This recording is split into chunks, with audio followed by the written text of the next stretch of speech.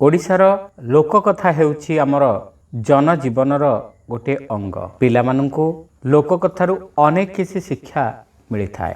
आमर चैनल रे आमे ए जाय अनेक गुडी गप आपण मानकु भेटी देइछु। एबे आमे किछि गप दबु जहाँकि ओडिशार निजस्व लोककथा भावे परिचित। आज शुणिबा तार गोटे प्रथम गप। कथाटी कहूँ टुआ टुई गप भावे प्राय ओडियार घरे घरे ए गपटी परिचित। टुआटीए थिला टुईटीए थिला टुई कहिला टुआरे पिठा करिबा। टुआ गला बिरी आनिला, चाउल आनिला, छेना नड़िया गुड़ सब आनिला। टुई चाउल बिरी को तिंतेला, शिଳରେ बसी बाटिला। आरे आरे काठ तो नहीं। तहु काठ पाई टुआ टुई दुहे बण को गले। अग्ना अग्नि बनस्थ, सोर नहीं कि शब्द नहीं। पतरटीए पड़िले कुलाटीए परि शुभे। टुआ टुई दुहे से बनस्थे पशि काठ भांगुछंती।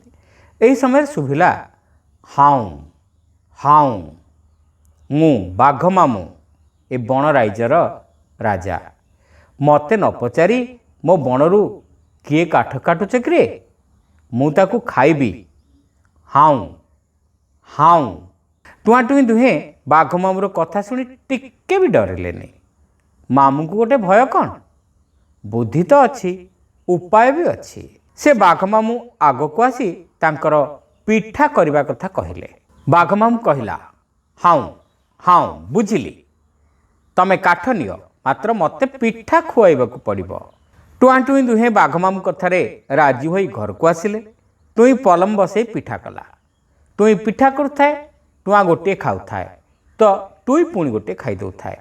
बाघ मामूर कथा कहार मने नाई। एमती खाऊ खाऊ सबु पिठा सरीगला। एही समय बाहर शुभिला हाउ हाउ। भणजा भाणजी कौन सबु पिठा करी खाईदेल कि मोर भाग कहीं। हाउ हाउ बाघ मामू लांगुल पिटिला। टुई थिला सबुठारु बुद्धिमती। से कहिला टुआरे तू जा बाघ मामू को पिढ़ा पानी दे, मु पिठा नहीं जाउछि। टुआ बाघ को पिढ़ा पानी दे बसैला।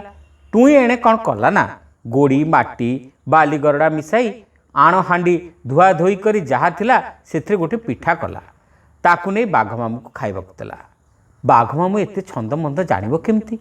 से जेमती पिठाटी को चोबई देइची गोटी गोटी करी तार सबु दांत भांगी तो चुना। आउ कि से दंडे होई भणजा घरे रहे। जाइछि जे जाइछि, ता जीवा बाटरे 6 मास जाए आउ दुब कौलेनी। टुई मुंडरू बुद्धिटीए काढ़िला बोली सिना दुहे जाक बाघ पाटरू बंचीगले। ए कथाटी एतिकी, फूल फुटिगला केतकी।